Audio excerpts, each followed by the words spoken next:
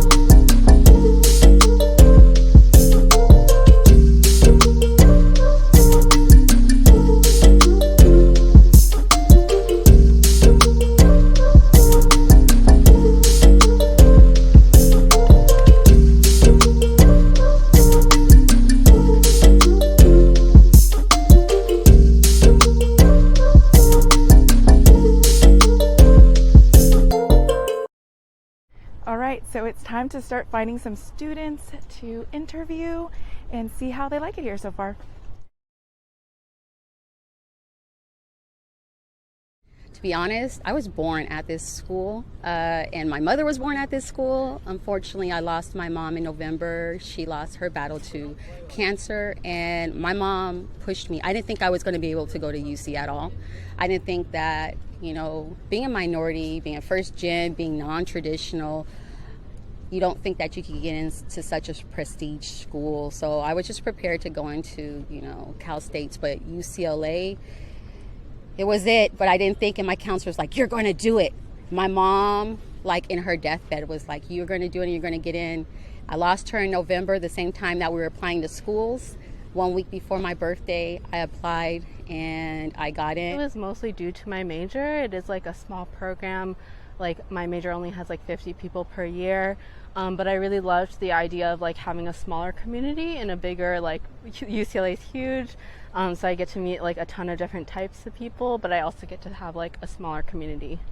It was nearby my house and it was very convenient. Also, a lot of my friends were coming, so it made me want to come more. So UCLA, of course, it's the number one best public university. So I decided to go because, first of all, it's a good university and it's located in the heart of LA. And I'm hoping to work for the entertainment industry. So I believe it's a really good place to build some connection here. They were the only school offering me the best financial aid packet. Yeah, again, because I am a non-traditional student, one challenge I know for sure is going to be the commute. I live in Santa Monica and people think, oh, you're close. Yeah, right. Okay, try to get on that 405 freeway and that 10 freeway. I do anticipate that. I do anticipate, the change in the rigor. I went to Santa Monica College and they're very well adapt to adjusting us to that. But, the semester system, the quarter system, I am right now taking summer classes so I can get used to that rigor, a 6-week course. But I do anticipate that. I'm going to have some stress. But with everything I've overcome, I'm here now. I'm not giving up. So it's hard to manage everything, and it's hard to figure out how to manage social life as well as classes and clubs. But I really encourage people to really prioritize not just classes and academics, but also joining clubs and making friends. Some of the classes I thought were a lot tougher than I thought they were going to be. History, and also I'm studying biology right now, so those classes. I'm currently on the TSP program, so it's a really intensive program, and I know that UCLA love to make us suffer. I'm just kidding, but so I know that the material, it's way more complicated than community college, and they also required us to read more heavy material. So the challenge is to just read the text and understand. But yeah, I'm still adapting and adjusting to that. Yeah.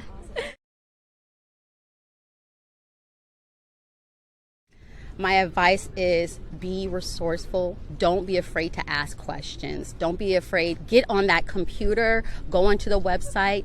I also have a student with disabilities. I didn't know that anxiety qualifies as a disability. I didn't know that there's supports there. I didn't know as a first generation all of the scholarships and grants that are available. I actually got a full ride here.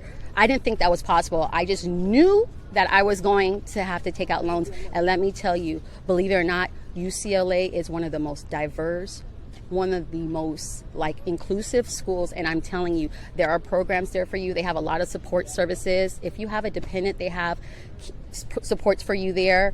And I would encourage anyone to get out there, be resourceful, join the group meets, get on the social media websites, look up Instagram, look up everything they have to offer. I'm actually the marketing director for this organization on campus called Cultural Affairs Commission, and I love everything that we do. We put on Brew and Bash at the beginning of the year, and everyone can do that, as well as we have concerts throughout the year and a bunch of different events promoting diverse voices.